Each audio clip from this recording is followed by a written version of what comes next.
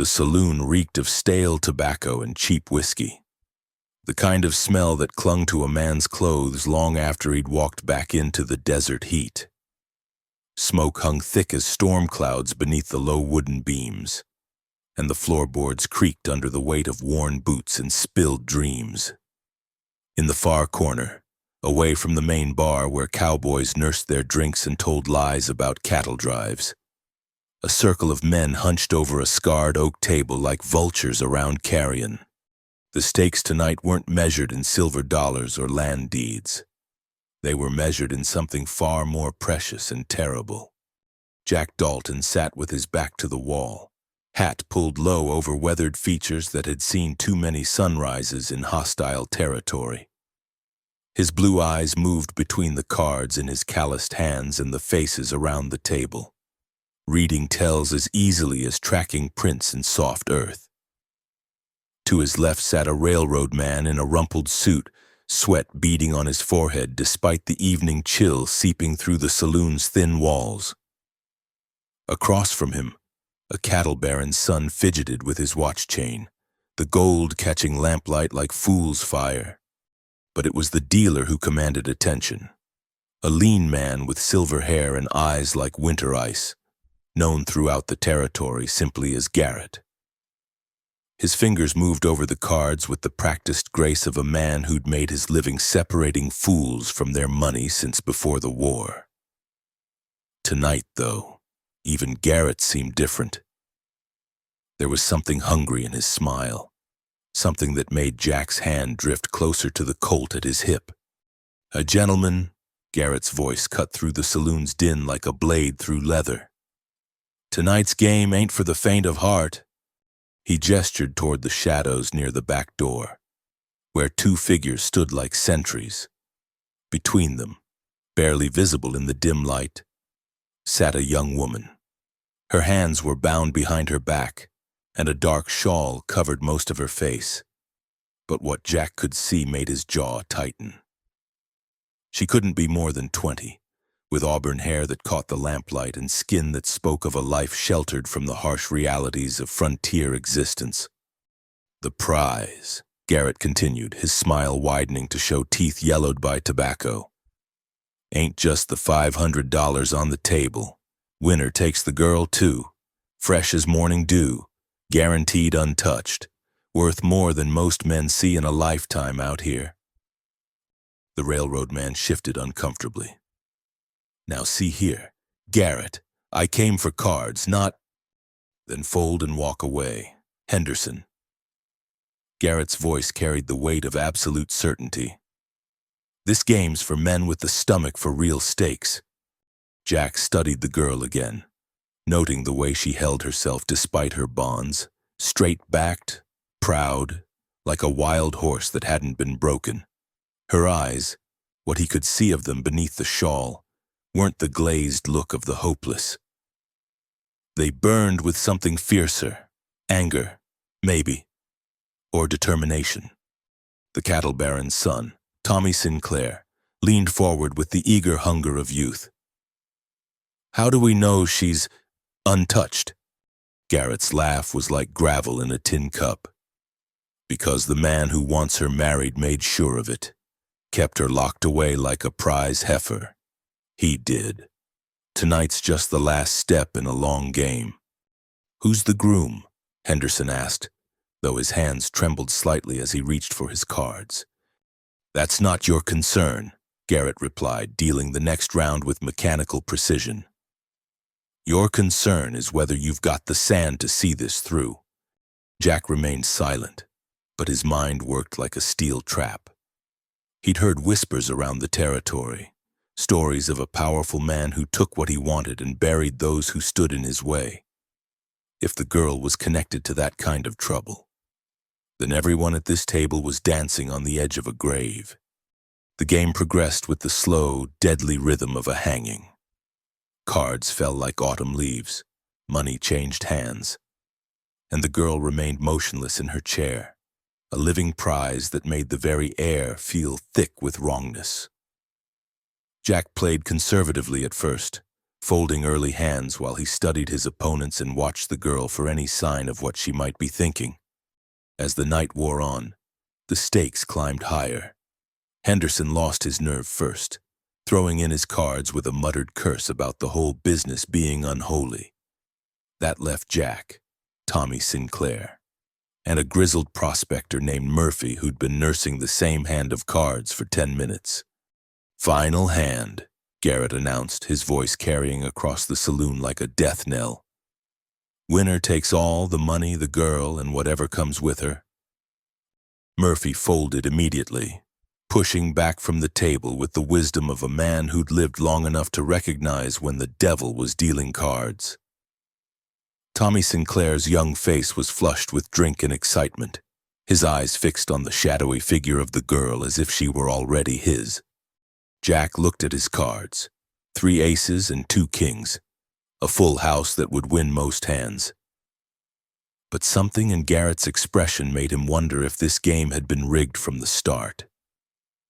The dealer's confidence ran too deep, his smile too knowing. "Well, boys," Garrett's fingers drummed against the table. "What's it gonna be?" Tommy threw down his cards with a triumphant shout, 4 tens, a hand that would have won him everything on most nights. But Jack laid down his full house with the quiet certainty of a man who'd read the game correctly from the beginning. The silence that followed was broken only by the crackle of the fireplace and the distant howl of coyotes calling to the moon. Garrett's smile faltered for just a moment, long enough for Jack to see something like surprise flicker across his weathered features. "Well," the dealer said finally, "looks like the stranger wins the prize." Jack stood slowly, his eyes never leaving Garrett's face. "I'll be taking her now." "Of course." Garrett's voice was smooth as snake oil, but there was poison underneath. "Though I wonder if you know what you've won, stranger. That particular filly comes with more trouble than most men can handle."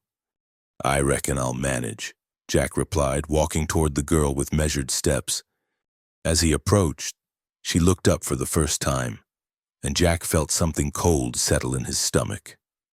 Her eyes were green as spring grass and filled with an intelligence that spoke of education and breeding. The kind of woman who had no business in a place like this, bound and wagered like livestock. He knelt beside her chair, his voice low enough that only she could hear. "What's your name, miss?" "Sarah," she whispered, her voice carrying the refined accent of the East. "Sarah Coleman." "Well, Miss Coleman, looks like you're coming with me." He began working at the ropes around her wrists, noting how they'd been tied, tight enough to hold but not tight enough to leave permanent marks. Professional work. "Can you ride?" She nodded, never taking her eyes off his face. "Who are you?" "He name's Jack Dalton, and right now I'm the man standing between you and whatever those fellas had planned." Behind them, chairs scraped against the floor as the remaining players dispersed, some muttering about the game being fixed, others just eager to be away from whatever was coming next. Jack helped Sarah to her feet, steadying her when she swayed slightly from sitting bound for so long. "Mr. Dalton," she said, her voice stronger now, "I need you to know—" "Save it for when we're clear of this place," he interrupted, scanning the saloon for potential threats. "Right now, we need to move." As they walked toward the door, Jack felt the weight of watching eyes from every corner of the room. Word would spread fast about tonight's game, and he had no illusions about what that meant. By morning, every gun hand within 50 miles would know about the stranger who'd won Garrett's prize. The desert night hit them like a cold slap as they stepped outside. Stars scattered across the sky like chips of broken glass.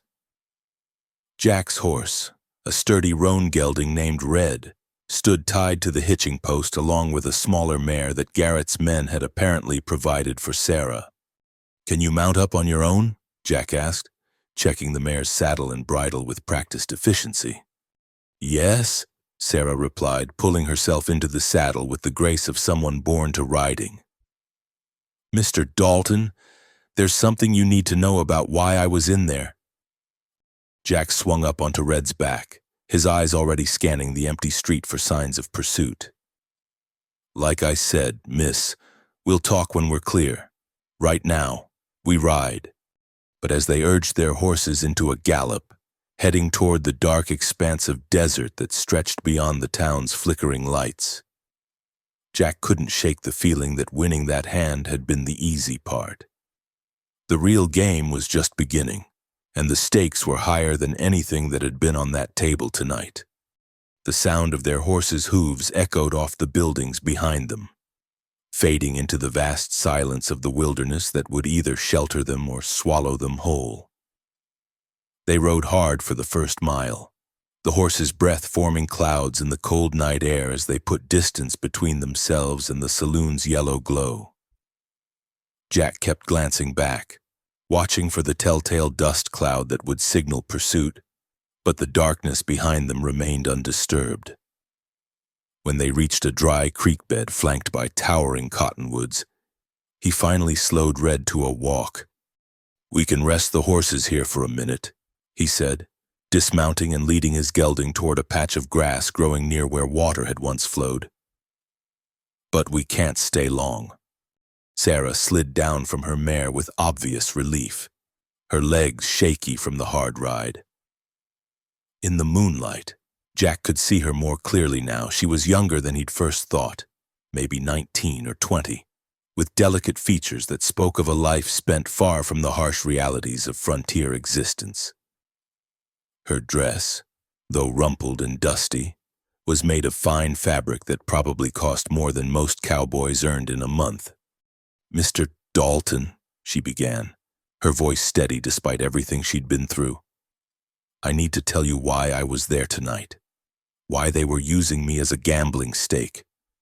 Jack loosened Red's cinch and let the horse drink from a small pool of water that had collected in a depression among the rocks.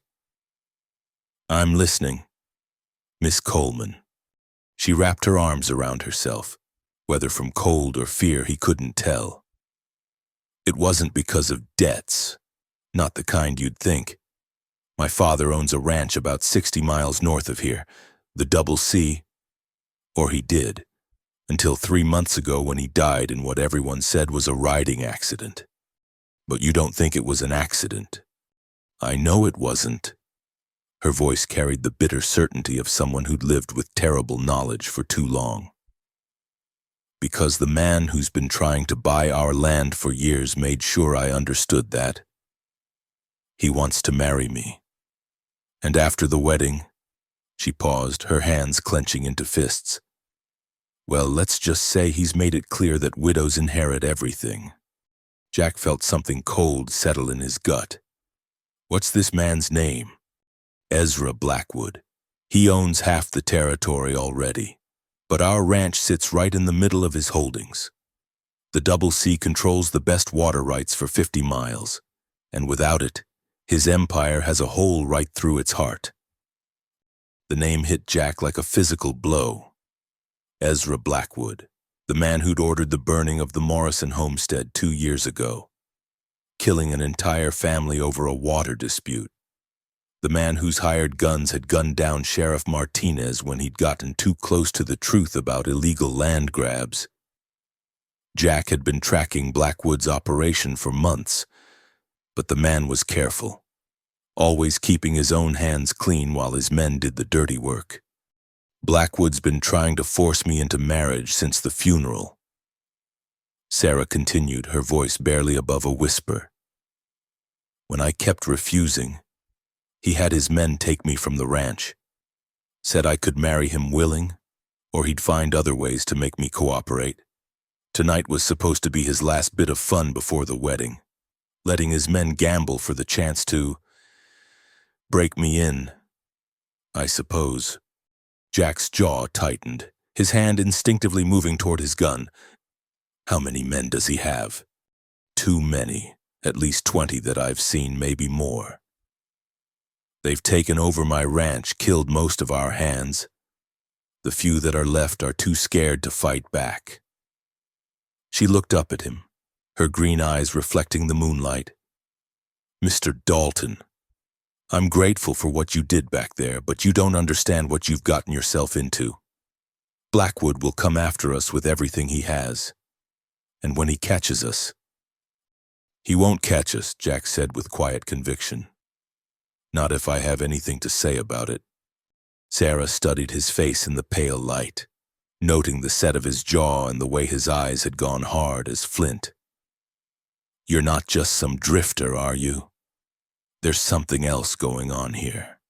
Jack was quiet for a long moment, listening to the night sounds, the distant call of an owl, the rustle of wind through the cottonwood leaves, the soft snorting of the horses as they grazed. Finally, he spoke, his voice carrying the weight of old pain. 3 years ago, I had a partner. Name was Tom Mitchell. Good man. Honest lawman trying to make a difference in a territory where money talks louder than justice. He got too close to proving that Blackwood was behind a string of suspicious deaths and land grabs. One night, Tom's wife and daughter were visiting her sister in Silver Creek when their house caught fire. Sarah's intake of breath was sharp in the quiet night. Tom found their bodies the next morning, house burned to the ground. But the fire started in 3 different places. Anyone with eyes could see it was arson. But the local sheriff was on Blackwood's payroll. Called it an accident. Case closed.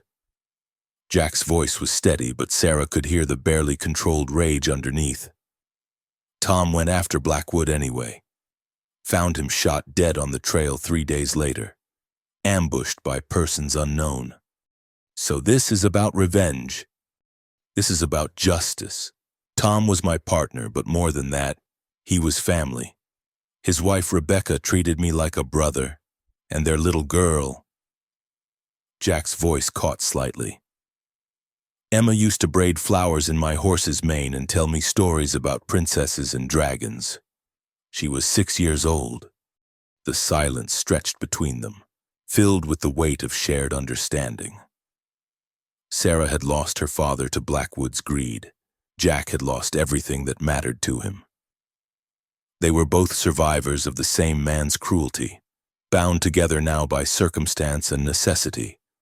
"There's something else you need to know," Jack said finally, his voice taking on a grim edge.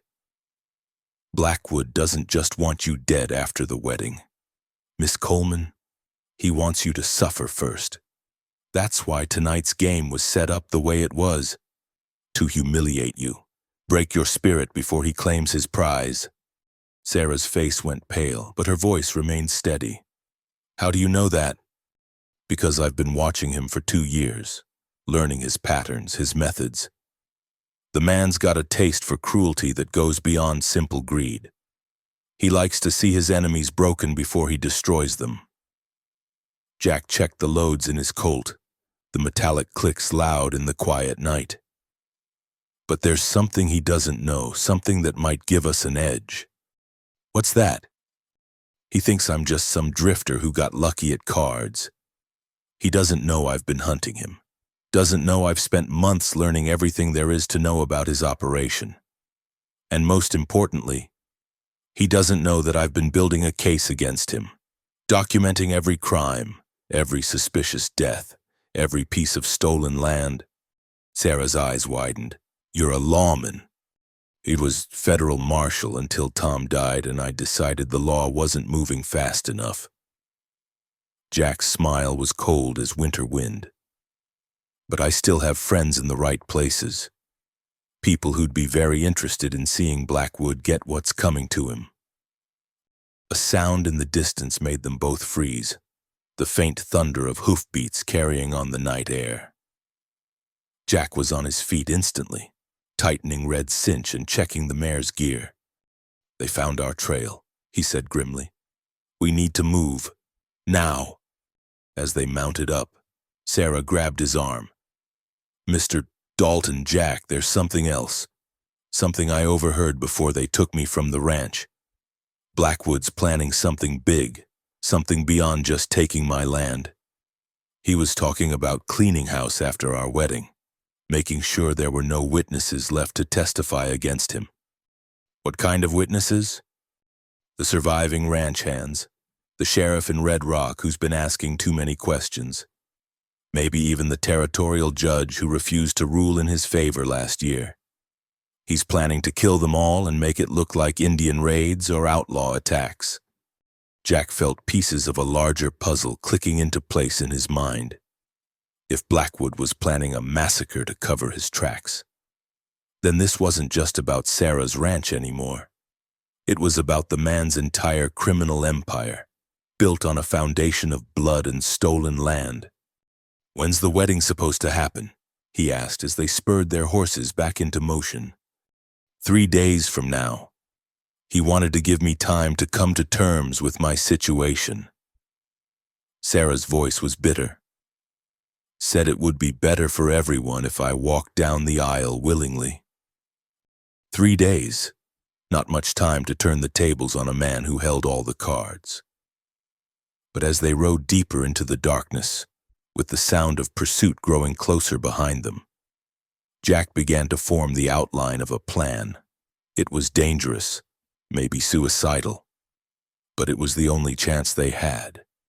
"Miss Coleman," he said, raising his voice over the sound of hoofbeats, "how do you feel about walking into the lion's den?" "What do you mean?" "I mean going back, letting Blackwood think he's won, that I've brought you to him like a good little mercenary. Give us a chance to get close, gather evidence, maybe save some lives in the process." Sarah was quiet for a long moment, considering the implications. Finally, she spoke, her voice carrying a strength that reminded Jack of steel wrapped in silk. "If it means stopping him from hurting anyone else, then I'm willing to try. But Jack, if this goes wrong, if he gets his hands on us, then we'll make sure he pays a price for it," Jack replied grimly. "One way or another, Ezra Blackwood's reign of terror ends in 3 days. Behind them." The sound of pursuit grew steadily closer, but neither of them looked back. They were committed now, riding toward a confrontation that would either bring justice to the territory or see them both buried in unmarked graves beneath the endless western sky. The pursuit came like thunder across the desert floor, a rolling cloud of dust and pounding hooves that seemed to swallow the moonlight itself. Jack urged Red forward, the gelding's powerful legs eating up ground as they raced across the broken terrain toward a line of mesas that rose like ancient monuments against the star-filled sky. Behind them, Sarah's mare kept pace despite her smaller size.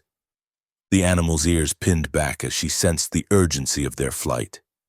"How many?" Sarah called out, her voice barely audible over the wind and the drumming of hooves. Jack risked a glance over his shoulder, counting the shapes that materialized out of the dust cloud like vengeful spirits.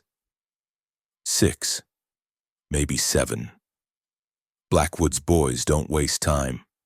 They crested a low ridge and Jack pulled Red sharply to the left, heading for a narrow canyon that cut deep into the mesa's base. The opening was barely wide enough for 2 horses abreast, its walls rising like cathedral spires on either side. It was a gamble. If the canyon was a dead end, they'd be trapped like rabbits in a burrow. But Jack had ridden this country before, and he was betting on a memory from 2 years past. The canyon's mouth swallowed them like the gullet of some primordial beast. Their horses' hooves rang against stone as they navigated the twisting passage, their breathing echoing off the walls in harsh gasps. Behind them, the sound of pursuit grew muffled but didn't fade. Blackwood's men had followed them into the maze. "This way leads to Box Canyon," Sarah whispered urgently. "There's no way out. We'll be trapped." "Trust me," Jack replied, though his own heart was hammering against his ribs like a caged bird. The canyon walls pressed closer, forcing them to ride single file as the passage narrowed to barely 8 feet across. Above them, a thin strip of star-studded sky provided the only light, turning the world into shades of silver and black. The sound of voices echoed off the stone walls behind them, rough, angry words that spoke of men pushed hard and eager for violence. Jack recognized the gravelly tones of Bull McKenna, one of Blackwood's top guns, a man who'd left a trail of bodies from Texas to Montana. "Split up," McKenna's voice boomed through the canyon. "They can't have gotten far. Whoever finds them gets a $50 bonus." Jack smiled grimly. Blackwood's men were good, but they were thinking like hunters, not trackers. They'd follow the obvious path, the one that led deeper into the canyon's heart. They wouldn't expect their quarry to do something as foolish as what Jack had planned. 20 yards ahead, the canyon wall showed a dark shadow that might have been just another trick of moonlight. But Jack remembered this place, a narrow chimney in the rock that led to a hidden passage, invisible unless you knew exactly where to look. He'd discovered it by accident during a rainstorm, following a wounded deer that had somehow vanished into solid stone. "Sarah," he whispered, pulling Red to a halt beside the shadow. "We're going up." She stared at what looked like nothing more than a crack in the canyon wall. "Up where? There's nothing there." "There's a passage, narrow as a coffin and twice as dark, but it leads to the mesa top, so can you handle it?" Without waiting for an answer, Jack dismounted and led Red toward the opening. Up close, the crack revealed itself as a natural chimney worn by centuries of wind and water, just wide enough for a horse if the rider was willing to trust in providence and good luck. Sarah followed his lead, her face pale but determined. "If we get stuck in there, we won't." Jack hoped he sounded more confident than he felt.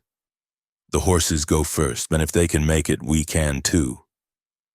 The ascent was a nightmare of scraping stone and labored breathing. The passage twisted like a snake's spine, sometimes opening wide enough to walk upright, other times forcing them to lead the horses through gaps so narrow that stirrups scraped against both walls simultaneously. Halfway up, they heard McKenna's men reach the dead end of Box Canyon, their curses echoing up through the stone like the voices of the damned. "Where the hell did they go?" McKenna's voice was thick with frustration. "They didn't sprout wings and fly away." "Maybe they doubled back," another voice suggested. "Could have slipped past us in the dark." "Search every crevice," McKenna snarled. "They're here somewhere. Boss wants that girl back, and he wants the stranger dead. Anyone who disappoints Ezra Blackwood ends up feeding the buzzards." Jack and Sarah pressed against the narrow walls, holding their breath as the voices faded below. The horses seemed to understand the need for silence. Standing motionless despite the cramped conditions and the strange echoes that surrounded them. It took another hour to reach the top, emerging onto the mesa like souls climbing out of purgatory. The night air felt thin and clean after the claustrophobic passage, and the view stretched for miles in every direction, a vast panorama of desert and distant mountains painted in shades of silver and deep purple. Below them, the lights of Blackwood's search party moved like fireflies through the canyon system, growing smaller and more distant with each passing minute. Jack allowed himself a moment of satisfaction before turning to check on Sarah and the horses. She was leaning against her mare's flank, her chest rising and falling as she caught her breath. Dust covered her from head to toe, and there was a small cut on her cheek from where a protruding rock had scraped her. But her eyes held a light that spoke of triumph rather than defeat. "That was," she began, then shook her head. "I never would have believed it if I hadn't done it myself." "The hard part's just beginning," Jack replied, though he couldn't help but admire her spirit. Most women of her background would have been in hysterics by now, but Sarah Coleman was proving to be made of sterner stuff than her refined appearance suggested. They led the horses away from the canyon edge, deeper into the mesa's flat expanse where ancient juniper trees provided shelter from the wind. Here, Jack finally allowed them to rest, loosening cinches and checking the animals for injuries from their underground odyssey. "Jack," Sarah said quietly, settling down beside a weathered boulder. "What you said earlier about going back, about letting Blackwood think he's won, are you serious about that?" He nodded, his attention focused on examining Red's legs for cuts or sprains. "It's the only way. Blackwood's too well protected, has too many men, controls too much territory. We can't fight him head-on and win. But if we can get close, if we can make him think he's holding all the cards, we might be able to gather evidence, witnesses, proof of his crimes." Sarah's voice carried a note of understanding. "But the risk. The risk is worth it if we can stop him from hurting anyone else. Your father, Tom Mitchell, that family in Silver Creek, they all died because men like Blackwood think they're above the law. Maybe it's time someone showed him different." Sarah was quiet for a moment, staring out at the vast expanse of desert that stretched beyond the mesa's edge. When she spoke again, her voice carried a resolve that reminded Jack of tempered steel. "There's something else you should know, something I haven't told you yet." She turned to face him, her green eyes reflecting the starlight. "I'm not just some helpless rancher's daughter. My father sent me to school back east, Boston. I studied law for 2 years before he got sick and needed me to come home." Jack paused in his examination of the horses, giving her his full attention. "I know how to read legal documents, how to spot forgeries, how to build a case that will stand up in territorial court. If we're going to bring Blackwood down, we'll need more than just testimony. We'll need documentation, proof that can't be dismissed or explained away." "And you think you can get that kind of evidence?" "I know where he keeps his files. His office in the big house, my house. Now that he's taken it over, there's a safe behind a painting of some long-dead cattle baron. My father used to joke that only a fool would trust his secrets to something so obvious, but Blackwood's arrogance has always been his weakness." Jack felt pieces of the plan beginning to solidify in his mind. "If you could get into that office, copy the right documents, I could build a case that would bring down his entire operation. Land deeds, bills of sale, correspondence with corrupt officials. It's all there. The man's too proud to destroy evidence of his conquests." Sarah's smile was sharp as a blade. "He keeps trophies of everyone he's destroyed." Below them, the lights of the search party had moved deeper into the canyon system, growing fainter with distance. Soon, McKenna and his men would give up and report back to Blackwood that their quarry had simply vanished. That would buy them some time, but not much. By dawn, every gun hand in the territory would be looking for them. "There's one more thing," Jack said, his voice taking on a darker tone. "If we do this, if we go back and play this game, there's a good chance we won't survive it. Blackwood's not just ruthless, he's smart. One wrong move, one moment where he suspects we're playing him, and we'll both end up in unmarked graves." Sarah stood up, brushing dust from her skirts with hands that didn't tremble. "Mr. Dalton, Jack, 3 days ago I was resigned to dying as Ezra Blackwood's victim. Tonight, you've given me a chance to die fighting back. That's more than I dared hope for." The wind picked up, carrying the scent of sage and distant rain across the mesa. In the east, the faintest suggestion of dawn touched the horizon, a pale line that separated earth from sky. Soon, the sun would rise on what might be their last day of freedom. "So what's the plan?" Sarah asked, settling back down beside the boulder. Jack checked his pocket watch, a gift from Tom Mitchell's widow given to him after the funeral. 3:30 in the morning. In a few hours, news of their escape would reach Blackwood, and the real hunt would begin. "We make them think they've caught us," he said finally. "Let ourselves be taken, but on our terms, at a place and time of our choosing. You'll be the bait, and I'll be the mercenary who brought you in for the reward. And then we pray that 3 days is enough time to bring down an empire built on blood and stolen land." Jack's smile was grim as death itself. "One way or another, Miss Coleman, Ezra Blackwood's wedding is going to be a day he'll never forget." The coyotes had begun their morning song, their voices rising and falling like the ghosts of all the innocents who had died to build Blackwood's fortune. As the first rays of sunlight painted the eastern mountains gold, Jack and Sarah began to plan their descent into the lion's den. The fire had burned down to glowing embers by the time Jack finished telling Sarah about the woman who had shaped his understanding of loss and justice. They sat on opposite sides of the dying flames, the mesa's silence broken only by the soft snorting of their horses and the distant cry of a nighthawk hunting in the darkness below.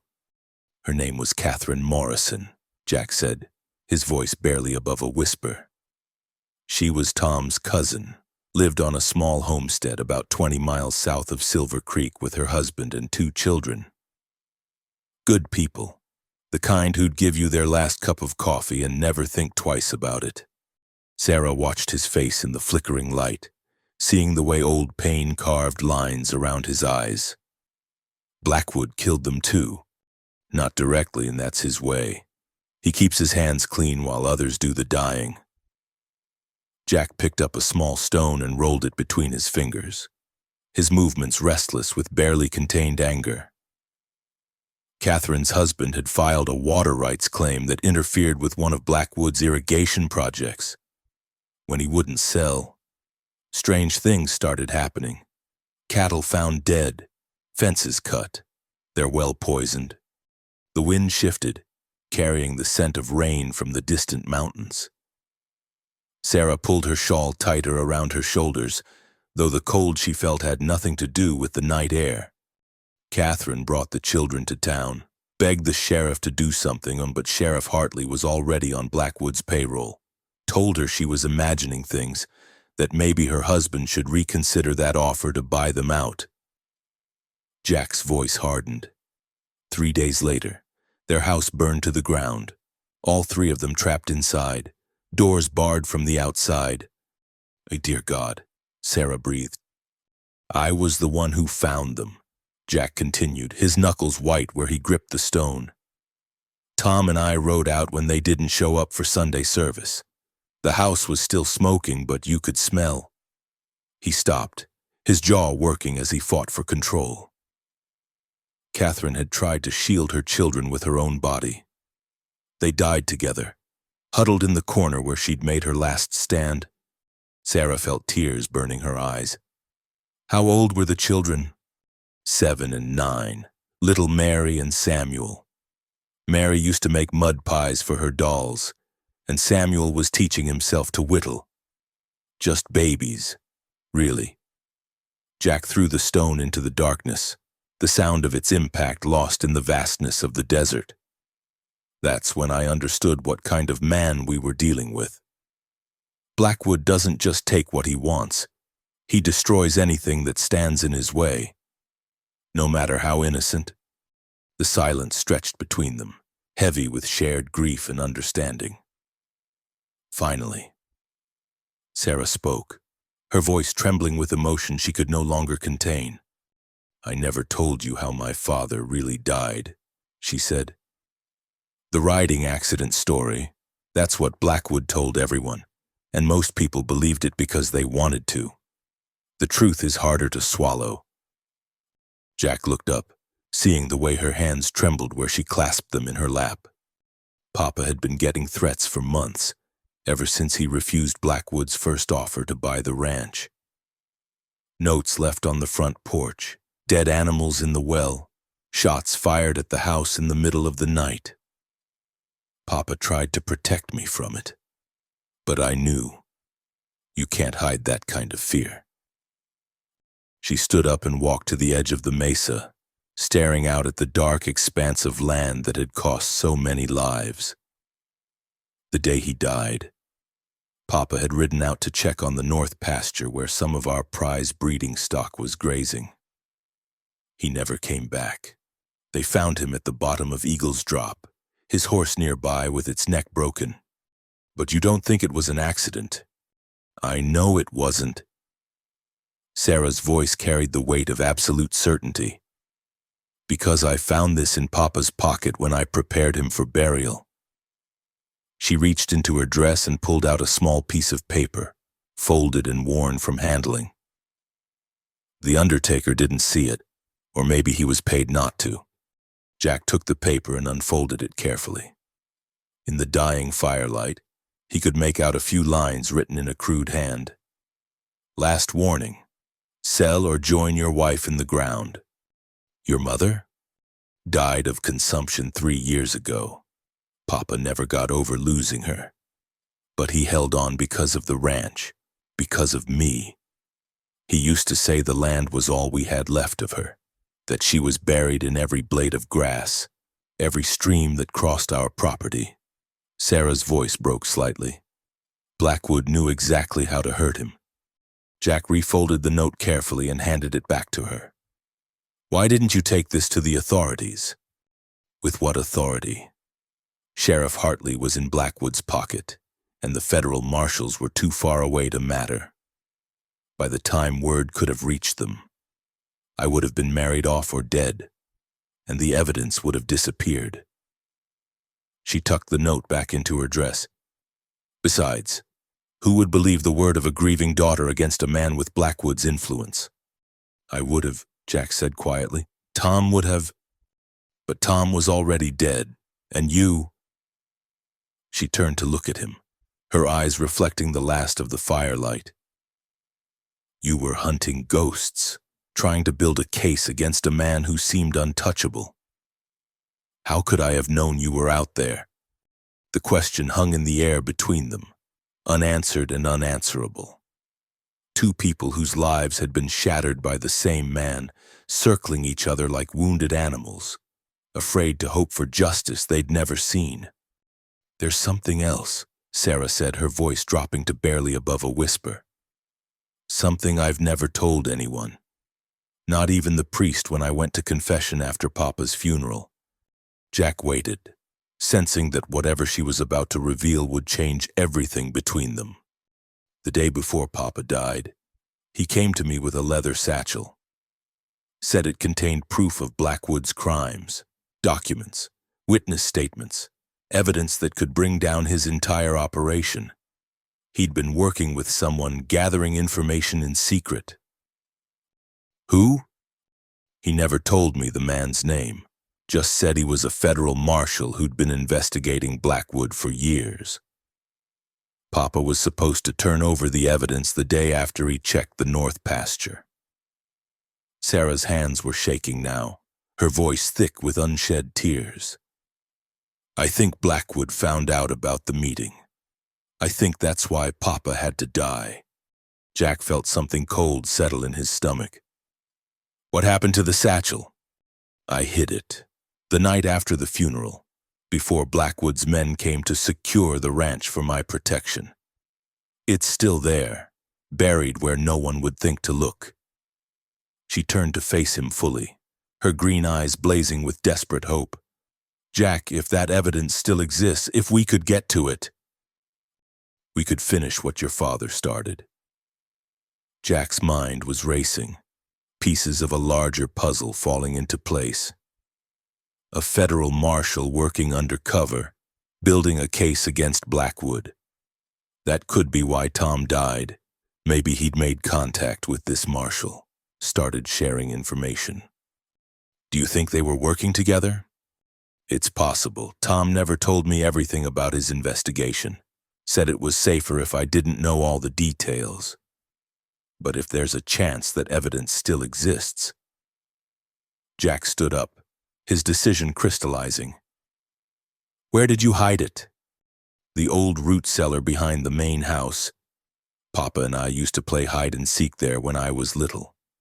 It has a false wall that looks like solid stone unless you know exactly where to press. Even if Blackwood's men searched the place, they wouldn't have found it. Jack began calculating distances and timing in his head. The Double C Ranch was a hard day's ride from their current position, probably crawling with Blackwood's men by now. Getting in and out undetected would be nearly impossible, especially with Sarah along. "You're thinking it's too dangerous," she said, reading his expression. "I'm thinking it's suicide. Blackwood will have the place locked down tighter than a fort. Even if we could get to the cellar, getting back out alive would be a miracle. But if we don't try, if we let that evidence sit buried while Blackwood continues killing innocent people..." Sarah's voice trailed off, but the implication hung heavy in the air between them. Jack looked out at the desert, where the first pale hints of dawn were beginning to touch the eastern horizon. In a few hours, Blackwood would know they'd escaped, the hunt would begin in earnest, and their window of opportunity would start closing fast. "There might be another way," he said slowly. "What if we didn't have to sneak in? What if we walked right through the front door? I don't understand. Your plan to let them capture us, to make Blackwood think he's won. What if we moved up the timeline? Instead of waiting for him to find us, we go to him. You're the grieving fiancé who's seen the error of her ways, and I'm the bounty hunter who brought you back for the reward." Sarah's eyes widened as she grasped the implications. "If he believes we've given up, if he thinks I'm broken and ready to submit, he might let his guard down, give us access to the house, to the places where he keeps his secrets. And if your father's evidence is still hidden in that cellar..." Jack's smile was sharp as a blade. "Well, every tyrant deserves to be brought down by the ghosts of his victims." The wind picked up again, carrying with it the promise of the storm that had been building on the horizon all night. Lightning flickered in the distance, illuminating the clouds in brief.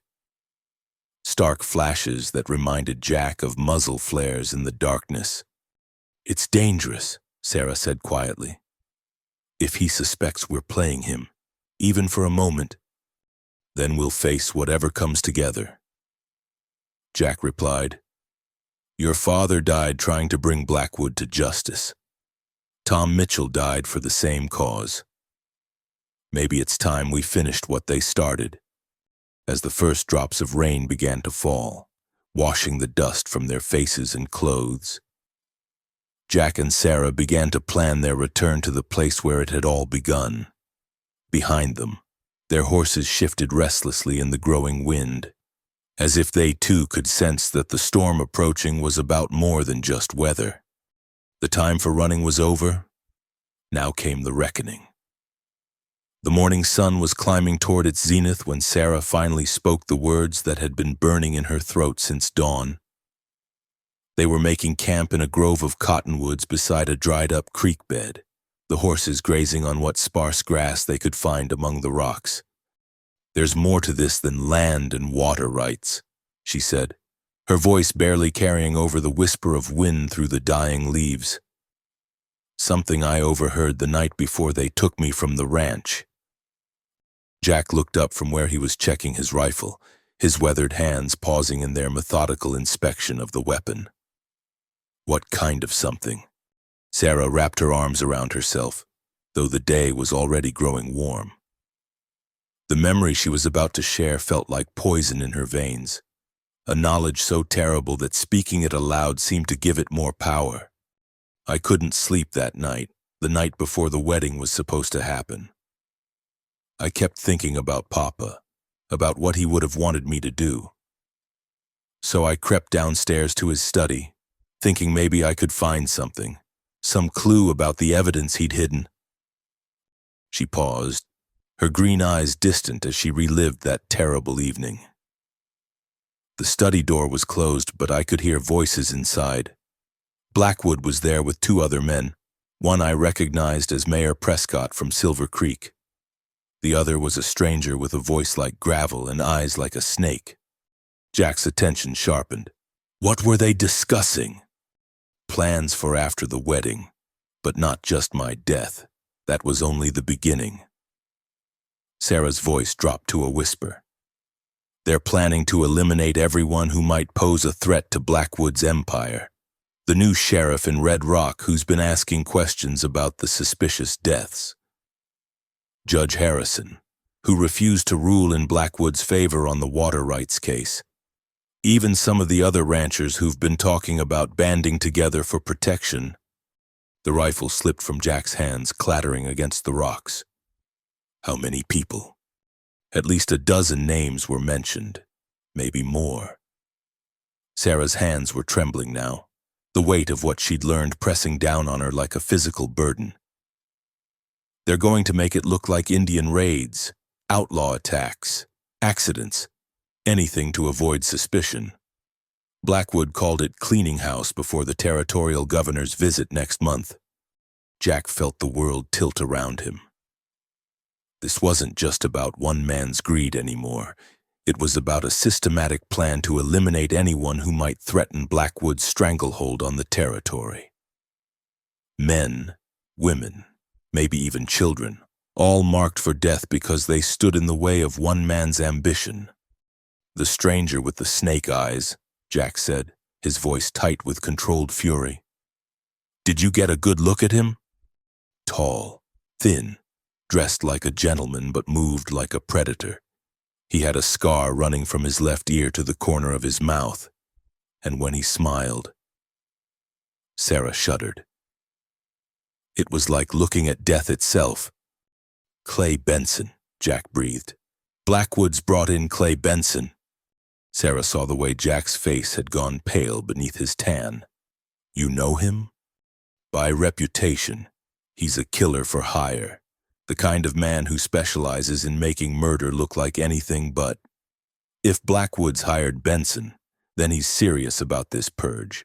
The man doesn't just kill, he orchestrates massacres and makes them look like acts of God. The implications hit them both like a physical blow. This wasn't just about bringing one corrupt man to justice anymore. They were racing against time to prevent a bloodbath that would terrorize the territory for generations to come. There's something else, Sarah said, her voice barely audible. Something about timing. Jack waited, though every instinct screamed at him to mount up and ride hard for the nearest settlement, to warn anyone who would listen. The killings are supposed to start the night after our wedding. Benson wanted to begin immediately, but Blackwood insisted on waiting. He said my death had to look natural, a young bride's weak heart giving out from the excitement of her wedding night. If I died too soon, or if the other deaths started before then, people might begin to see a pattern. So the wedding isn't just about covering up your murder, Jack said grimly. It's the starting gun for everything else. Exactly. Sarah stood up, brushing dust from her skirts with hands that had steadied now that the worst of her secrets were finally spoken. That's why we have to go back, Jack. Not just for my father's evidence, but to stop Benson before he can begin his work. Jack retrieved his rifle and began checking the loads with the methodical precision of a man preparing for war. Getting close to Blackwood is one thing, but if Benson's there too, then we'll have to be smarter than both of them. Sarah's voice carried a note of steel that reminded Jack why her father had been able to build his ranch from nothing in hostile territory. I know that house better than anyone alive. I know where Blackwood sleeps, where he keeps his papers, where he meets with his men, and more importantly, I know the passages and hidden rooms that not even he has discovered. Hidden rooms? The house was built by my grandfather during the Apache Wars. He was a cautious man who believed in having multiple escape routes. There are passages between the walls, hidden doors, even a tunnel that leads from the root cellar to a cave system in the bluffs behind the house. Sarah's eyes gleamed with possibility. If we can get into the house, I can move through those passages without being seen. I could get to the evidence, maybe even overhear Blackwood's plans. Jack was beginning to see the shape of a plan. Dangerous but possible if they played their cards exactly right. And if things go wrong, then at least we'll have tried. At least the people on Benson's list will have a fighting chance. She met his gaze steadily. Jack, I've been running from this fight my whole life. My father died because he was brave enough to stand up to Blackwood. And I've been too scared to follow his example. But I can't run anymore. Not when innocent people are going to die. The sound of hoofbeats in the distance made them both freeze. Jack grabbed his rifle and moved to the edge of the grove, using the cottonwood trunks as cover while he scanned the horizon.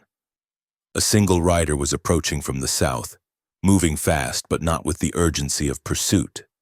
"It's a woman," Jack said after a moment, lowering his weapon but not moving from cover.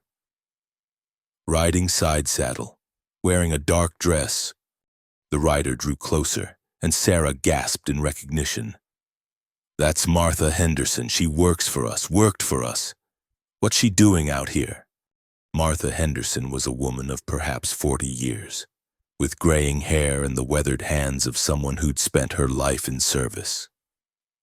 She'd been the Coleman family's housekeeper since Sarah was a child, one of the few people Sarah trusted completely. Now she rode toward them with the desperation of someone fleeing for her life. "Miss Sarah," Martha called out as she spotted them among the trees. "Thank the Lord you're alive." Sarah ran toward her, helping the older woman down from her horse. Martha was trembling with exhaustion and fear, her dress torn and dirty from hard riding. "Martha, what's happened? How did you find us?" "I've been riding all night, searching every trail and waterhole between here and Silver Creek." Martha's voice was hoarse with exhaustion. "I had to warn you, Blackwood knows about your father's evidence." Jack felt ice form in his veins. "How?" "One of the ranch hands, Billy Carver, he was in town yesterday when Blackwood's men brought back word that you'd escaped. Billy heard them talking about searching the house again, more thoroughly this time. He rode back to warn me, but we were too late." Martha's eyes filled with tears. "They found the cellar, Miss Sarah. They found everything." Sarah's face went white as parchment. "No, that's impossible. The hiding place was perfect. No one could have—" "Someone told them where to look." Martha interrupted.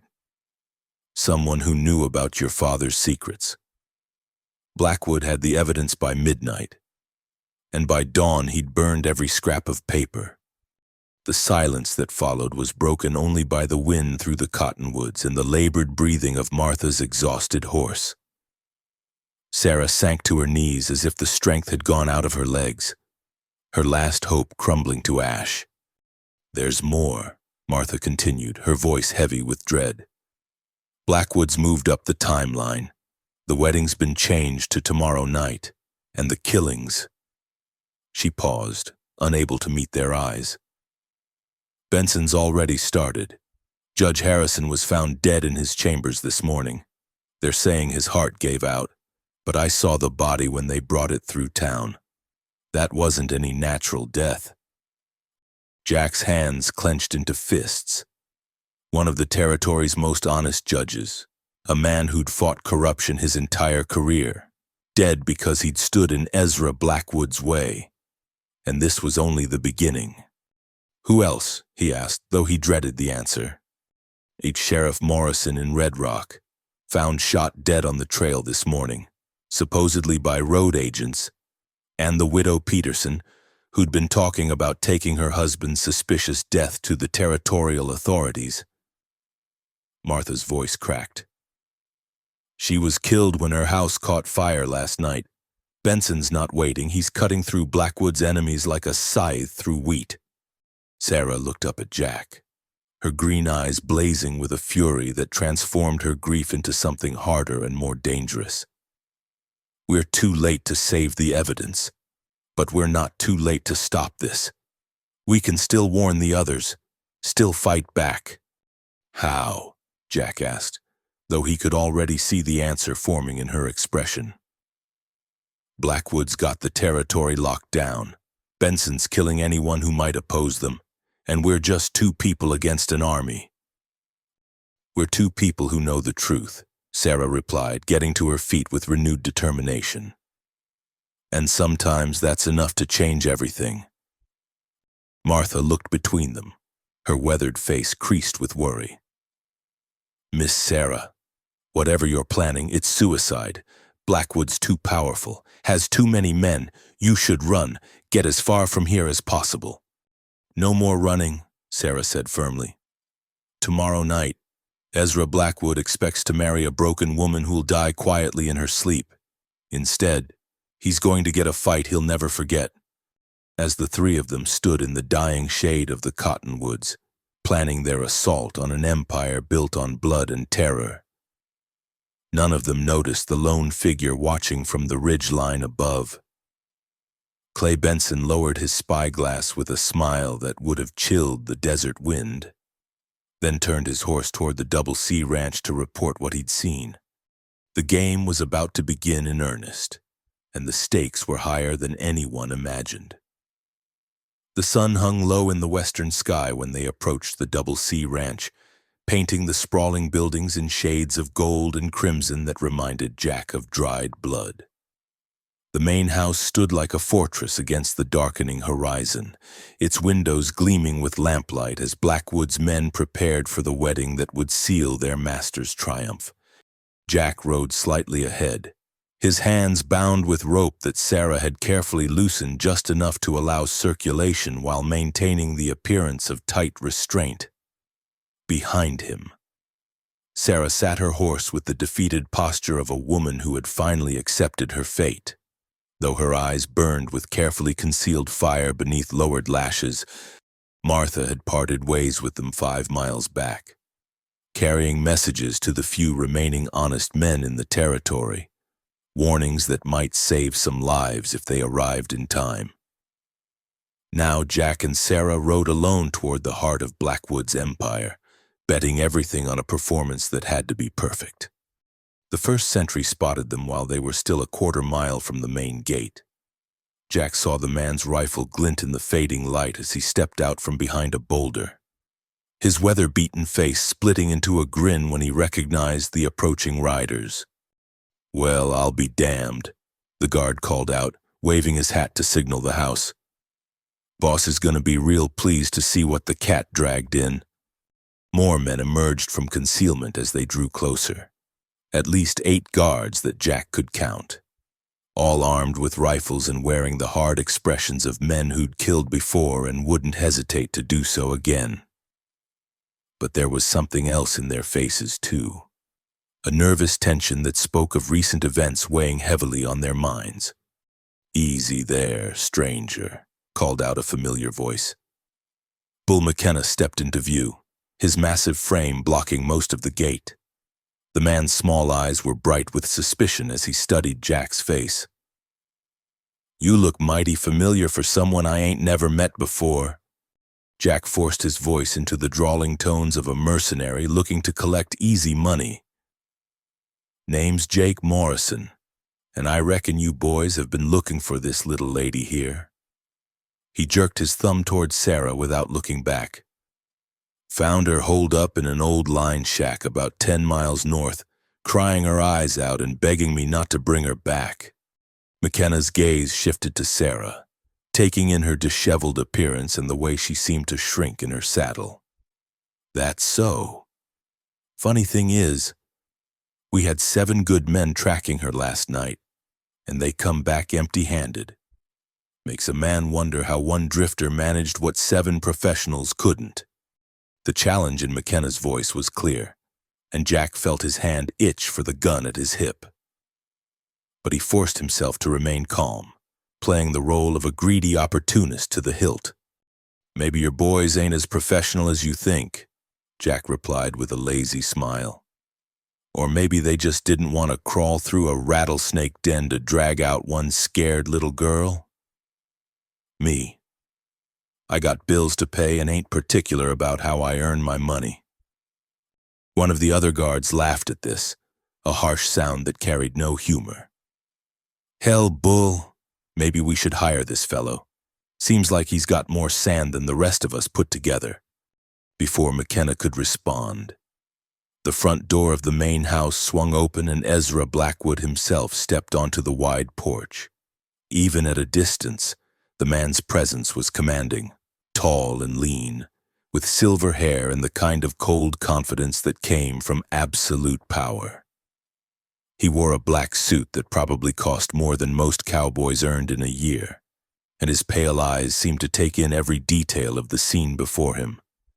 "Bring them up to the house," Blackwood called out, his voice carrying easily across the yard. "I want to have a word with our guest before we conclude our business." The gate swung open and Jack found himself surrounded by armed men as they rode toward the house. Sarah kept her head down, playing her part perfectly. But Jack could see the tension in her shoulders as they approached the place where her father had lived and died. The house itself was impressive. A 2-story structure built of local stone and timber, with wide porches and tall windows that spoke of wealth and permanence. But there were subtle signs of the change in ownership. Bars on the lower windows, armed men lounging in chairs that had once held family and friends, and an atmosphere of barely controlled menace that made the very air feel thick and dangerous. Blackwood descended the porch steps with the measured pace of a man who had never been afraid of anything in his life. Up close, Jack could see that the stories about the man's ruthlessness were written in every line of his face, the thin lips that had never smiled with genuine warmth, the pale eyes that seemed to catalog weakness like a predator studying prey, the hands that remained steady despite all the blood they'd spilled over the years. "Mr. Morrison, is it?" Blackwood's voice was cultured, with just a hint of the southern drawl that marked him as a man who'd come west after the war. "I must say, I'm impressed. You've accomplished something that cost me considerable time and effort." Jack dismounted slowly, keeping his bound hands visible while his eyes scanned the yard for potential threats. "Just happened to be in the right place at the right time. Mr. Blackwood. The young lady here was mighty eager to come home once I explained the situation to her." "And what situation was that?" "That running away from her wedding obligations wasn't very neighborly," Jack replied, allowing a hint of cruelty to color his voice. "Took some convincing, but she finally saw reason." Blackwood's attention shifted to Sarah, who remained mounted but visibly trembling. When she finally looked up to meet his gaze, Jack saw her perform a masterpiece of acting, the perfect combination of defeat, fear, and reluctant submission that would feed the man's enormous ego. "Sarah, my dear," Blackwood said, his voice taking on a tone of false concern. "You've caused us all considerable worry. I trust you understand now that there's nowhere you can run that I won't find you." "Yes, Mr. Blackwood," Sarah whispered, her voice barely audible. I'm sorry for the trouble I've caused. I was scared, but I see now that fighting you is hopeless." "Excellent." Blackwood's smile was like winter sunlight, cold and providing no warmth. "I'm sure you'll find that cooperation makes everything so much more pleasant for everyone involved." He turned back to Jack, pulling a leather wallet from his jacket. "Your payment, Mr. Morrison, $500, as promised in the notice I circulated." Jack accepted the money with the appropriate amount of greed, but his attention was focused on the man who had just emerged from the house behind Blackwood. Clay Benson moved like a ghost, his thin frame somehow managing to project an aura of lethal competence that made Jack's skin crawl. The killer's pale eyes found Jack's face and lingered there with an intensity that suggested recognition. "Interesting," Benson said, his voice like silk drawn across a razor's edge. "Mr. Morrison, was it? Funny, but you remind me of someone I knew once. A federal marshal, if memory serves." The words hung in the air like smoke from a funeral pyre. Jack felt every muscle in his body tense, but he forced himself to maintain the lazy posture of a hired gun interested only in money. "Never been a lawman in my life," Jack replied with a chuckle that sounded more natural than he felt. "Though I suppose all us drifters start to look alike after a while." Benson studied him for another long moment, then shrugged with apparent disinterest. "Perhaps. Though I could have sworn." He let the sentence trail off, but his hand remained resting casually on the butt of his gun. Blackwood seemed oblivious to the undercurrents of tension flowing between the two men. "Well then, Mr. de Morrison, your business here is concluded. I'd suggest you collect your payment and move on. Tomorrow is my wedding day, and I prefer to keep such occasions intimate." "Of course," Jack replied, touching the brim of his hat in a gesture of mock respect. "Wouldn't want to intrude on such a happy occasion." But as he turned to mount his horse, Sarah's voice stopped him cold. "Wait," she said, her tone still carrying the defeated quality she'd maintained throughout the encounter. "Mr. Morrison, you were kind to me on the trail. The least I can do is offer you a hot meal and a place to rest before you ride on." Jack saw Blackwood's eyes narrow slightly, the first sign of suspicion creeping into his expression. This wasn't part of the plan they'd discussed, but Sarah was improvising for reasons he couldn't fathom. "That's very generous, Miss Coleman," Blackwood said slowly. "But I'm sure Mr. Morrison has places to be." "Actually," Jack said, playing along despite his confusion, "a hot meal does sound mighty appealing after 2 days of jerky and creek water. If it's no trouble, I mean." Sarah looked at Blackwood with what appeared to be innocent hopefulness. "Please, Mr. Blackwood, it's the least I can do to make amends for the trouble I've caused.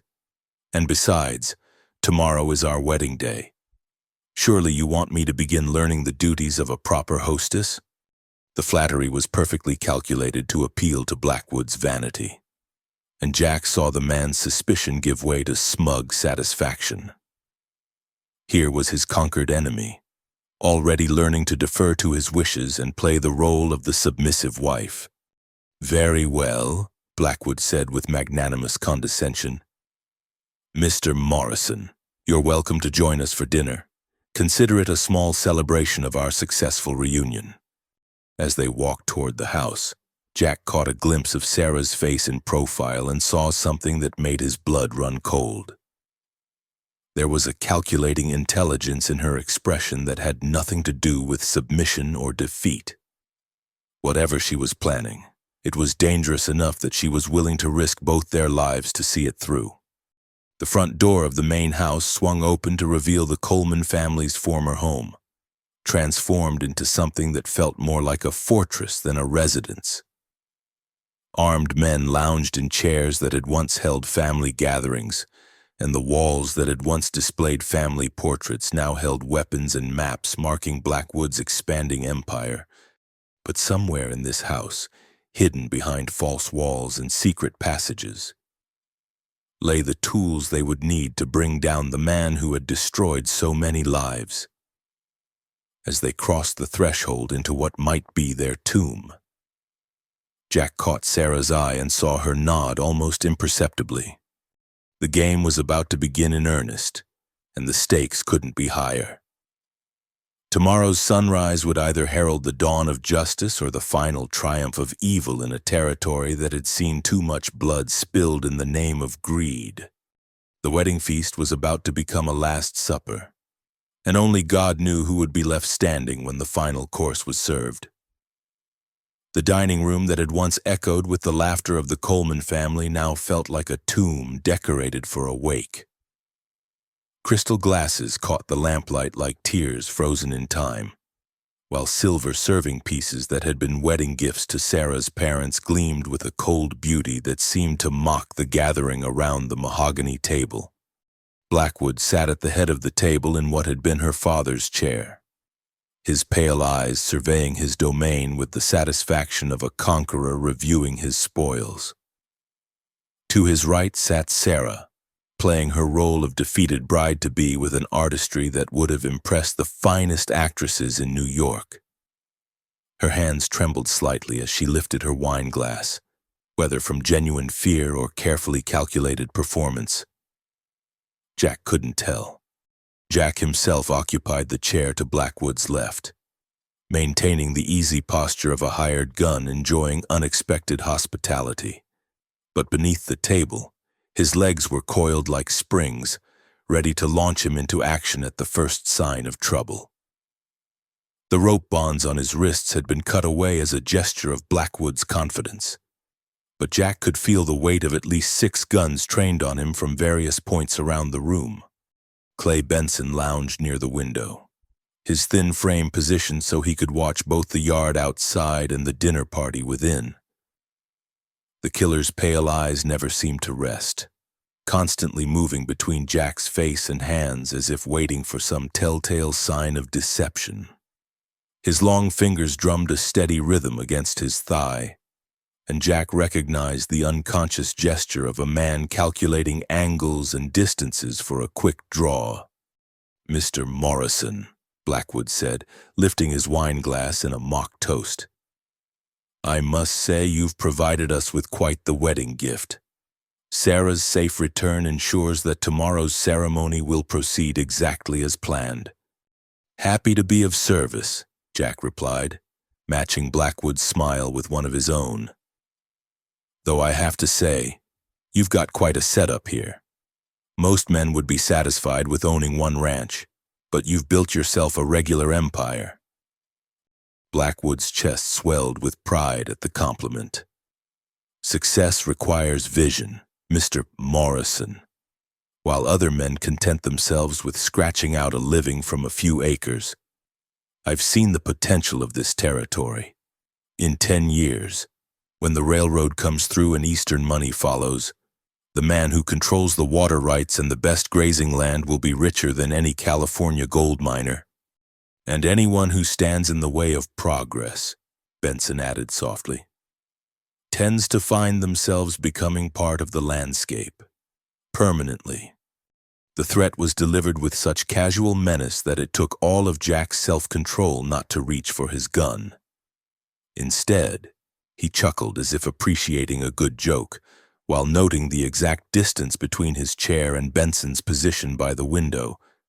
"I imagine you've had to be persuasive with some of the smaller ranchers," Jack said. "Men get attached to their land, even when staying put ain't in their best interests. Attachment is a luxury this territory can't afford," Blackwood replied, cutting into his steak with surgical precision. "Take Sarah's father, for instance. Good man, but stubborn as a mule, refused 3 generous offers to sell, forced me to become creative in my approach." Sarah's wine glass trembled in her hand, and Jack saw her knuckles go white where she gripped the stem. But her voice remained steady when she spoke. "My papa always said this land was in our blood," she said quietly. "That giving it up would be like cutting out our own hearts." "Sentiment," Blackwood dismissed with a wave of his fork. "Your father was living in the past, my dear. But tomorrow, when you become my wife, this ranch will finally fulfill its true potential as part of something greater." The casual way he spoke of her father's murder, disguised as natural death but murder nonetheless, made Jack's jaw clench. Around the table, Blackwood's men continued eating as if discussing the weather, their faces showing no reaction to their boss's implied confession. "Speaking of tomorrow," Benson interjected, his voice cutting through the conversation like a blade. "I trust all the arrangements are in place? The guest list finalized? The entertainment planned?" There was something in the killer's tone that made Jack's skin crawl. This wasn't a discussion about wedding preparations. It was a coded conversation about the massacre that was planned to follow the ceremony. "Everything is proceeding exactly as we discussed," Blackwood replied. "The invitation list includes all our most important neighbors, Judge Harrison's replacement, Sheriff Morrison's deputy, several prominent ranchers who've been causing difficulties. They'll all be here to witness Sarah's transformation from stubborn girl to devoted wife. And after the ceremony, Benson's smile was like a razor drawn across silk. After the ceremony, there will unfortunately be a tragic incident.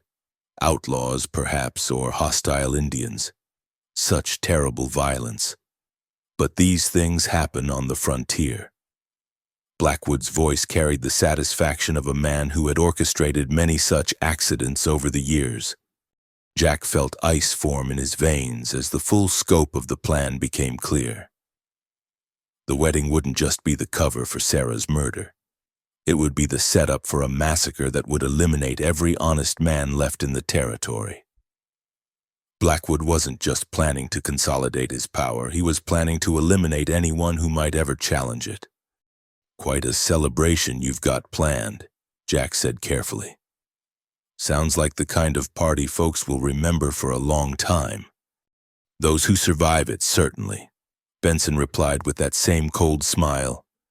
The conversation continued through the remaining courses, a macabre dance of innuendo and barely veiled threats.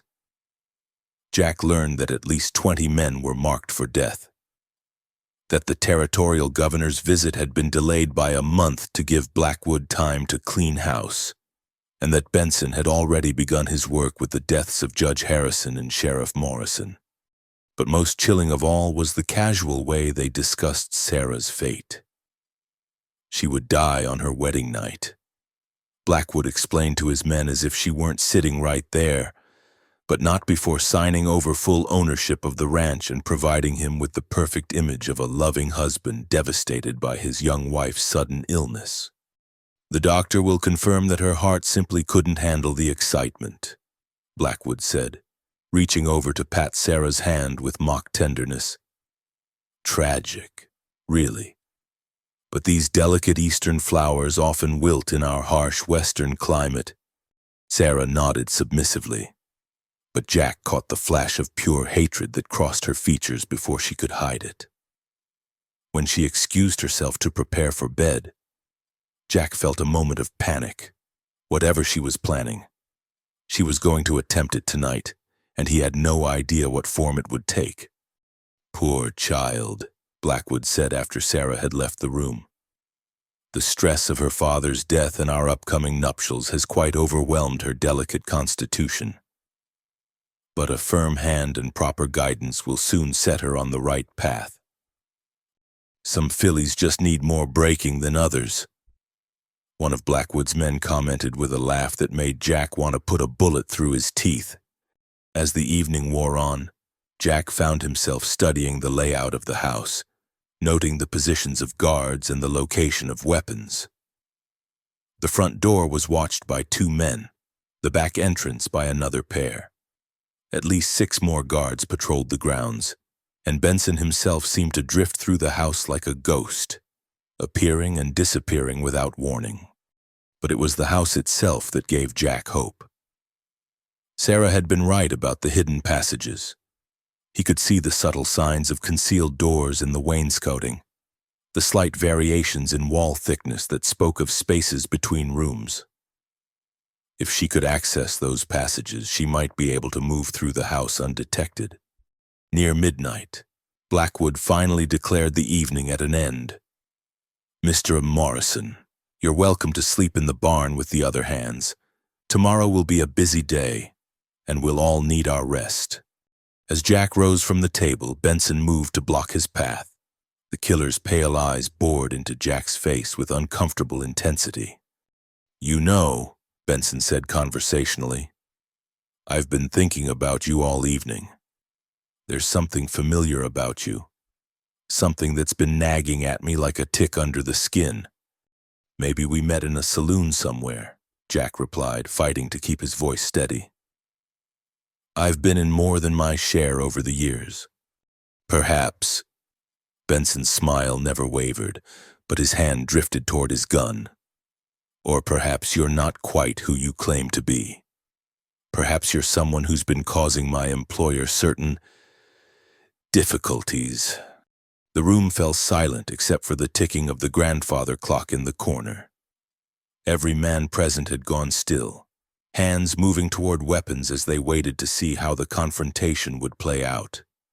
"I think you've got me confused with someone else," Jack said calmly. "I'm just a drifter looking to earn some easy money." "We'll see," Benson replied. "We'll certainly see." But before the situation could escalate further, a scream echoed through the house, a woman's cry of terror that froze everyone in place. It came from upstairs, from the direction of what had been Sarah's childhood bedroom. Blackwood was on his feet instantly, his face pale with alarm. "Sarah!" He rushed toward the stairs with Benson and several guards close behind, leaving Jack momentarily unguarded. This was it. Whatever Sarah had planned, it was happening now. Jack palmed the small knife he'd concealed in his boot and prepared to fight his way out of the house or die trying. But as boots thundered up the stairs and shouts echoed through the hallways, Jack realized that Sarah's scream might not have been part of any plan. It might have been genuine, the cry of a woman who had discovered something so terrible that even her iron self-control had finally cracked. The wedding was still hours away, but the killing had already begun. The chaos that erupted from Sarah's scream provided the distraction Jack needed. But as he moved toward the stairs, the sound of splintering wood from the kitchen made him freeze.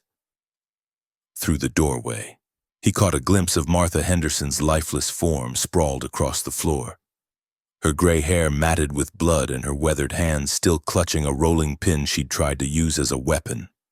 "No witnesses," he heard Benson's voice drift down from upstairs, cold as winter wind. "I told you, Ezra. Anyone who knows about our plans becomes a liability."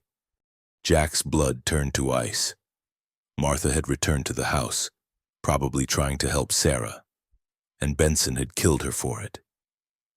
The old woman who'd raised Sarah from a child, who'd baked cookies and mended clothes and kept the Coleman family together through good times and bad, was dead because she'd tried to save the girl she loved like a daughter. The sound of boots on the stairs snapped Jack back to the present. 2 guards were descending, their rifles raised and their faces grim with purpose. Behind them came more men, spreading out through the house in a coordinated search pattern that spoke of military training. "Find him," Blackwood's voice echoed from the upper floor. "Morrison, or whatever his real name is. Bring him to me alive if possible. But don't hesitate to shoot if he resists." Jack pressed himself against the wall beside the dining room doorway, the small knife feeling inadequate against the arsenal that was closing in around him. Through the window, he could see more guards taking positions in the yard, cutting off any chance of escape through the front of the house. But Sarah's knowledge of the hidden passages might still provide an advantage, if she was still alive to use it. A floorboard creaked behind him, and Jack spun to see one of Blackwood's men raising a rifle. Jack threw himself sideways as the weapon discharged, the bullet splintering the doorframe where his head had been. He rolled behind the heavy dining table as more shots erupted through the house, crystal glasses exploding in showers of glittering fragments. The gunman advanced around the table, lever-action rifle tracking Jack's movement. But as he rounded the corner, Jack's knife found the gap between his ribs, and the man dropped with a gurgling cry that was lost in the thunder of gunfire echoing through the house. Jack grabbed the fallen rifle and checked the loads, 6 shots remaining. Not nearly enough against the small army that Blackwood commanded, but it would have to do. He crawled toward the kitchen, hoping to reach the back door before... Jack!" Sarah's voice came from above, constrained but alive. "The pantry, behind the flour barrels!" A rifle cracked from the stairway, and wood splinters showered down from the ceiling where the bullet struck. Sarah's voice cut off abruptly, followed by the sound of a struggle and Blackwood's angry cursing.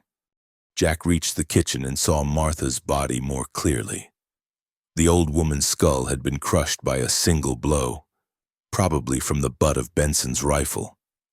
Her eyes stared sightlessly at the ceiling, but her weathered hands were positioned as if she'd been trying to point toward something. Following her gaze, Jack spotted what she'd died trying to show him, a loose floorboard near the pantry entrance, one end slightly raised as if it had been pried up recently. Hidden beneath it would be access to the tunnels Sarah had mentioned, the escape route her grandfather had built during the Apache Wars. But as Jack moved toward the hidden entrance, Clay Benson appeared in the kitchen doorway like death itself. The killer's pale eyes took in Martha's body without emotion, then fixed on Jack with the calculating stare of a predator sizing up prey. Marshal Jack Dalton," Benson said conversationally, his gun held steady at his side. "I thought I recognized you despite that beard you've grown. You've been a very difficult man to find." Jack kept his rifle pointed at Benson's chest, though he knew the killer's reputation for speed made this a losing proposition. "Clay Benson. I should have known Blackwood would hire the territory's most notorious murderer to do his dirty work." "Notorious is such an ugly word," Benson replied with that razor-thin smile. "I prefer to think of myself as efficient, like the work I did on your partner Tom Mitchell. Clean, quick, no unnecessary suffering." The mention of Tom's name hit Jack like a physical blow, but he forced himself to remain steady. "You shot him in the back like the coward you are. Actually, I shot him from the front, after he'd drawn his weapon. Tom Mitchell died like a man. I'll give him that much." Benson's expression never changed, as if he were discussing the weather rather than murder. His wife and daughter, on the other hand, well, that was more Blackwood's style than mine. All that screaming, all that unnecessary drama. Jack's finger tightened on the trigger, but Benson seemed to read his intention. The killer's gun came up with inhuman speed, the barrel lining up with Jack's heart before he could complete his own draw. "I wouldn't," Benson said mildly. "You're faster than most, Marshal, but not faster than me. Besides, if you kill me now, you'll never save the girl upstairs. And from what I hear, Blackwood has some very special plans for her tonight." The sound of Sarah's voice crying out in pain from the upper floor made Jack's decision for him. He couldn't help her if he was dead, no matter how much he wanted to put a bullet through Benson's black heart. "Smart man," Benson said, though his gun never wavered. "Now drop the rifle and kick it away. We wouldn't want any accidents." Jack complied, the weapon clattering across the kitchen floor. As he straightened, his eyes found Martha's face again, and he saw something he'd missed before, a small piece of paper clutched in her left hand, partially hidden beneath her body. "Move away from the door," Benson ordered, gesturing with his gun toward the center of the kitchen. "Blackwood wants to have a word with you before we conclude our business." But as Jack stepped forward, he managed to brush against Martha's outstretched hand. His fingers closed around the paper just as boots thundered down the stairs and Blackwood's voice filled the house with rage. "Where is he? Where is that damned Marshal?" "Right here, boss," Benson called out, his eyes never leaving Jack's face. Though he seems to have misplaced his weapon somewhere along the way, Blackwood appeared in the kitchen doorway, his usually immaculate appearance disheveled and his pale eyes burning with fury.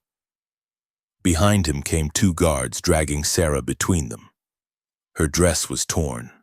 There was a cut on her lip, and her hands were bound behind her back, but her green eyes still blazed with undiminished defiance. "Marshal Jack Dalton," Blackwood said, his voice dripping with venom. "I should have known that Tom Mitchell's partner would eventually show up to cause trouble. Tell me, Marshal, how long have you been planning this little charade?" "Long enough," Jack replied, palming the paper he'd taken from Martha's hand. "Long enough to know what kind of monster you really are." "Monster?" Blackwood laughed, the sound like breaking glass.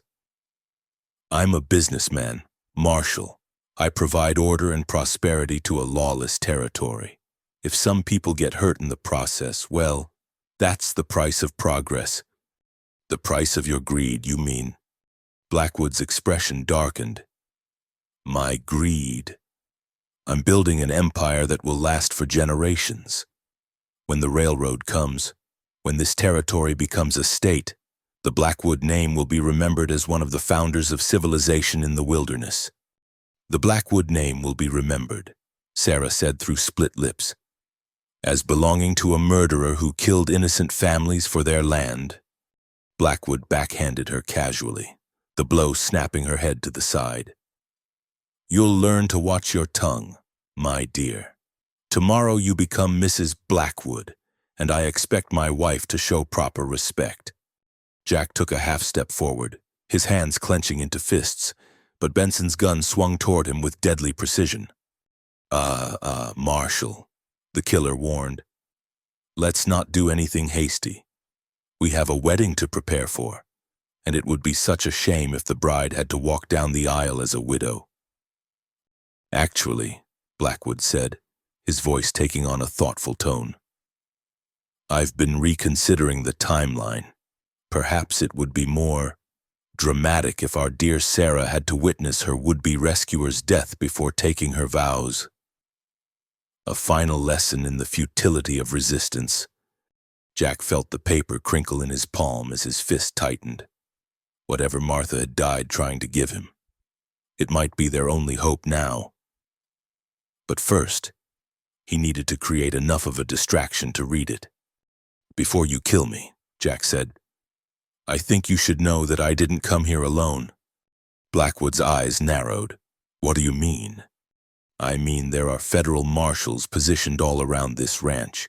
They're waiting for my signal, and if I don't give it by dawn, they'll move in with enough firepower to turn this place into rubble. It was a complete lie, but Jack could see uncertainty creep into Blackwood's expression. The man had built his empire through careful planning and overwhelming force, but the threat of federal intervention was his greatest fear. You're bluffing, Benson said flatly. Am I? Jack smiled grimly. You killed a federal marshal. Benson. You think Washington is just going to let that slide? They've been building a case against Blackwood for months, and Tom Mitchell's death gave them all the justification they needed to send in a full task force. Even if that's true, Blackwood said, though his voice lacked its earlier confidence. Killing you and your federal friends won't change anything. Dead marshals tell no tales. Maybe not, Jack replied. But live ones do, and the evidence Tom gathered before you killed him is already in their hands. For the first time since Jack had known him, Blackwood looked genuinely rattled. The man's pale face had gone even whiter, and his hands trembled slightly as he processed the implications of Jack's words. What evidence? He demanded. Jack used the moment of distraction to unfold Martha's paper against his palm. In the old woman's careful handwriting, he saw 3 words that changed everything. Root cellar, under stones. The evidence hadn't been destroyed after all. Martha had found it before Blackwood's men and hidden it somewhere else, somewhere they hadn't thought to look. The evidence that's going to hang you, Jack said with renewed confidence. Every murder, every land grab, every corrupt official you've bought, it's all documented, and it's all in the hands of people who can't be bought or intimidated. As the implications of Jack's revelation sank in, the carefully constructed world that Blackwood had built began to crumble around him. And in that moment of weakness, when the empire builder's attention was focused on saving his own skin, Jack prepared to make his move. The real battle was about to begin.